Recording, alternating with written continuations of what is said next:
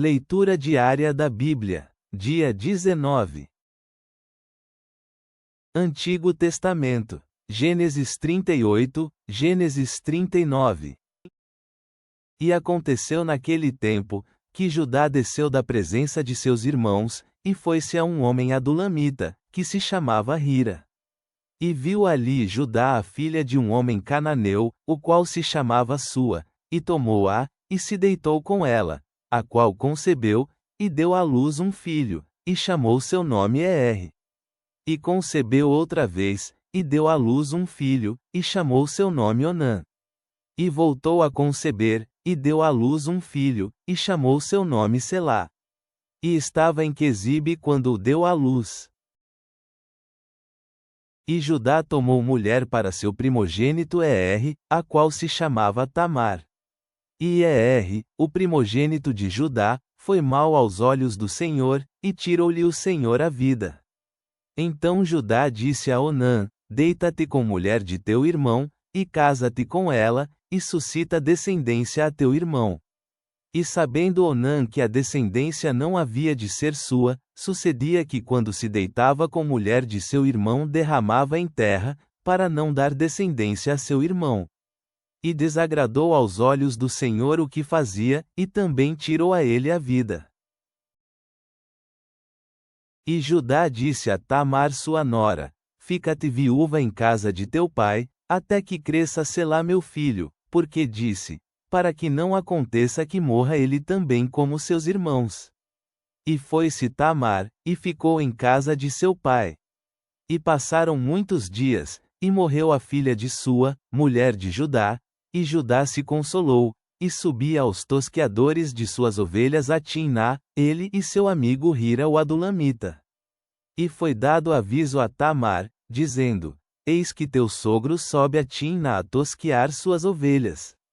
Então tirou ela de sobre si as roupas de sua viuvez, e cobriu-se com um véu, e envolveu-se, e se pôs à porta das águas que estão junto ao caminho de Timná, porque via que havia crescido Selá, e ela não era dada a ele por mulher.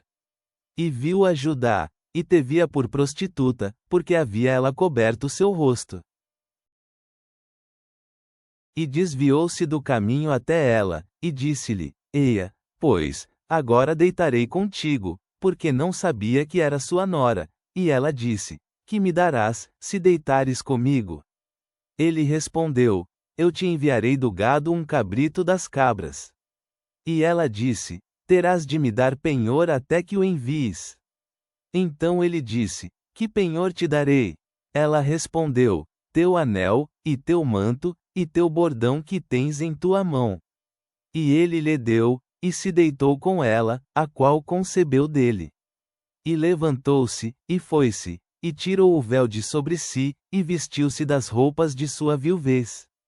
E Judá enviou o cabrito das cabras por meio de seu amigo o adulamita, para que tomasse o penhor da mão da mulher, mas não a achou.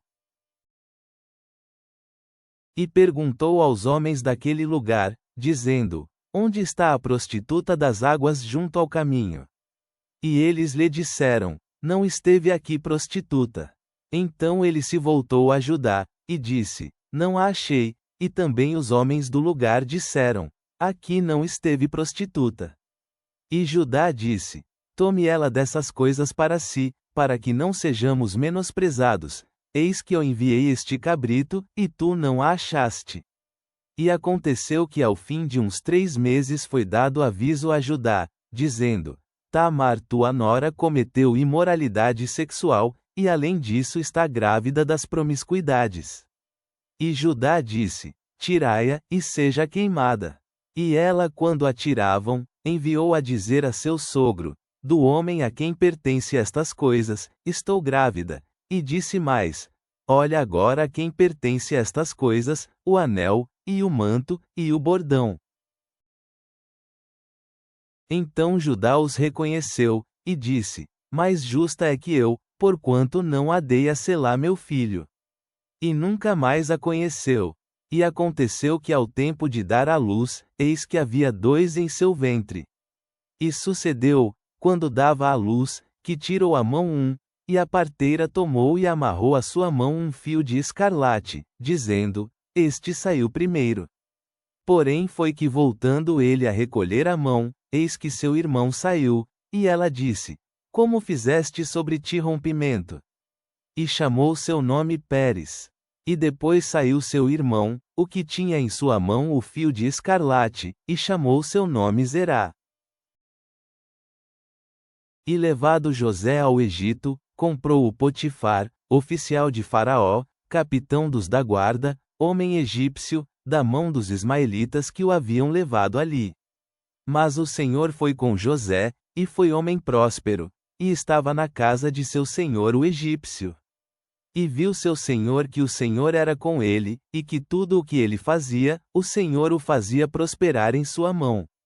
Assim achou José favor em seus olhos, e servia-lhe, e ele lhe fez mordomo de sua casa, e entregou em seu poder tudo o que tinha. E aconteceu que, desde quando lhe deu o encargo de sua casa, e de tudo o que tinha, o Senhor abençoou a casa do egípcio por causa de José, e a bênção do Senhor foi sobre tudo o que tinha, tanto em casa como no campo. E deixou tudo o que tinha em mão de José, nem com ele sabia de nada mais que do pão que comia. E era José de belo semblante e bela presença. E aconteceu depois disto, que a mulher de seu senhor pôs seus olhos em José, e disse: Dorme comigo. E ele não quis, e disse à mulher de seu senhor: Eis que meu senhor não sabe comigo o que há em casa, e pôs em minha mão tudo o que tem. Não há outro maior que eu nesta casa, e nenhuma coisa me há reservado a não ser a ti, porquanto tu és sua mulher. Como, pois, faria eu este grande mal e pecaria contra Deus? E foi que falando ela a José cada dia, e não escutando a ele para deitar-se ao lado dela, para estar com ela. Aconteceu que entrou ele um dia em casa para fazer seu ofício, e não havia ninguém dos da casa ali em casa. E pegou ela por sua roupa, dizendo: Dorme comigo. Então ele deixou sua roupa nas mãos dela, e fugiu, e saiu-se fora.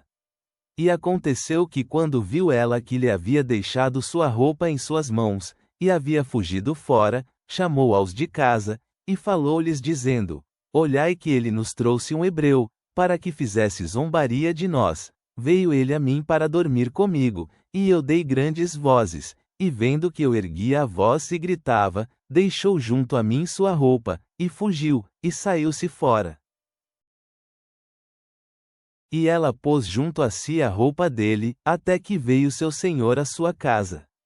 Então lhe falou ela semelhantes palavras, dizendo: O servo hebreu que nos trouxeste, veio a mim para desonrar-me, e quando eu levantei minha voz e gritei, ele deixou sua roupa junto a mim, e fugiu fora. E sucedeu que quando ouviu seu senhor as palavras que sua mulher lhe falara, dizendo: Assim me tratou teu servo, acendeu-se seu furor. E tomou seu senhor a José, e pôs-lhe na casa do cárcere, onde estavam os presos do rei, e esteve ali na casa do cárcere. Mas o Senhor foi com José, e estendeu a ele sua misericórdia, e deu-lhe favor aos olhos do chefe da casa do cárcere. E o chefe da casa do cárcere entregou em mão de José todos os presos que havia naquela prisão. Tudo o que faziam ali, ele o fazia. Não via o chefe do cárcere coisa alguma que em sua mão estava, porque o Senhor era com ele, e o que ele fazia, o Senhor o fazia prosperar. Novo Testamento. Mateus 1:36 da tarde menos 58. Então Jesus despediu as multidões, e foi para casa. Seus discípulos se aproximaram dele, e disseram: Explica-nos a parábola do joio do campo. E ele lhes respondeu: O que semeia a boa semente é o Filho do homem. E o campo é o mundo, e a boa semente, estes são os filhos do reino, e o joio são os filhos do maligno. E o inimigo, que o semeou, é o diabo, e a colheita é o fim da era, e os que colhem são os anjos. Portanto, como o joio é colhido e queimado no fogo, assim também será no fim desta era. O Filho do Homem enviará seus anjos, e eles recolherão do seu reino todas as causas do pecado, assim como os que praticam injustiça, e os lançarão na fornalha de fogo. Ali haverá choro e ranger de dentes. Então os justos brilharão como o sol, no reino de seu Pai. Quem tem ouvidos para ouvir, ouça. O reino dos céus também é semelhante a um tesouro escondido num campo, que um homem, depois de achá-lo, escondeu. Então, em sua alegria, vai, vende tudo quanto tem, e compra aquele campo. O reino dos céus também é semelhante a um homem negociante, que buscava boas pérolas. Quando este achou uma pérola de grande valor, foi, vendeu tudo quanto tinha, e a comprou. O reino dos céus também é semelhante a uma rede lançada ao mar, que colhe toda espécie de peixes. E quando está cheia, os pescadores puxam-na à praia, sentam-se, e recolhem os bons em cestos, mas os ruins lançam fora. Assim será ao fim da era: os anjos sairão, e separarão dentre os justos os maus, e os lançarão na fornalha de fogo. Ali haverá choro e ranger de dentes. E Jesus lhes perguntou: Entendestes todas estas coisas? Eles lhe responderam: Sim, Senhor. E ele lhes disse: Portanto, todo escriba que se tornou discípulo no reino dos céus é semelhante a um chefe de casa, que do seu tesouro tira coisas novas e velhas. E aconteceu que, quando Jesus acabou essas parábolas, retirou-se dali. E vindo à sua terra, ensinava-os na sinagoga deles, de tal maneira que ficavam admirados, e diziam: De onde vem a este tal sabedoria, e os milagres? Não é este o filho do carpinteiro? E não se chama sua mãe Maria, e seus irmãos Tiago, José, Simão, e Judas? Não estão todas as suas irmãs conosco? Ora, de onde vem a este tudo isto? E ofenderam-se por causa dele. Mas Jesus lhes disse: Não há profeta sem honra, a não ser em sua terra, e em sua casa. E não fez ali muitos milagres por causa da incredulidade deles. Salmos. Psalme 11 para 1-7. Salmo de Davi, para o regente. No Senhor eu confio, como, pois, tu dizeis à minha alma: fugi para a vossa montanha, como um pássaro. Porque eis que os maus estão armando o arco, eles estão pondo suas flechas na corda, para atirarem as escuras com elas aos corretos de coração. Se os fundamentos são destruídos, o que o justo pode fazer? O Senhor está em seu santo templo, o trono do Senhor está nos céus, seus olhos observam com atenção, suas pálpebras provam aos filhos dos homens. O Senhor prova ao justo, mas sua alma odeia ao perverso e ao que ama a violência. Sobre os perversos choverá laços, fogo e enxofre, e o pagamento para seu cálice será vento tempestuoso. Porque o Senhor é justo, e ama as justiças, seu rosto presta atenção ao que é correto.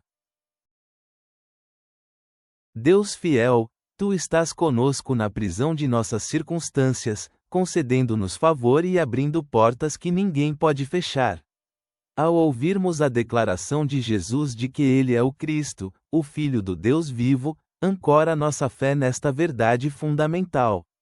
Ajuda-nos a edificar tua igreja sobre a rocha desta confissão e a vencer os portões do inferno através do teu poder. Que tomemos nossa cruz diariamente e te sigamos de todo o coração, abandonando tudo para ganhar a Cristo.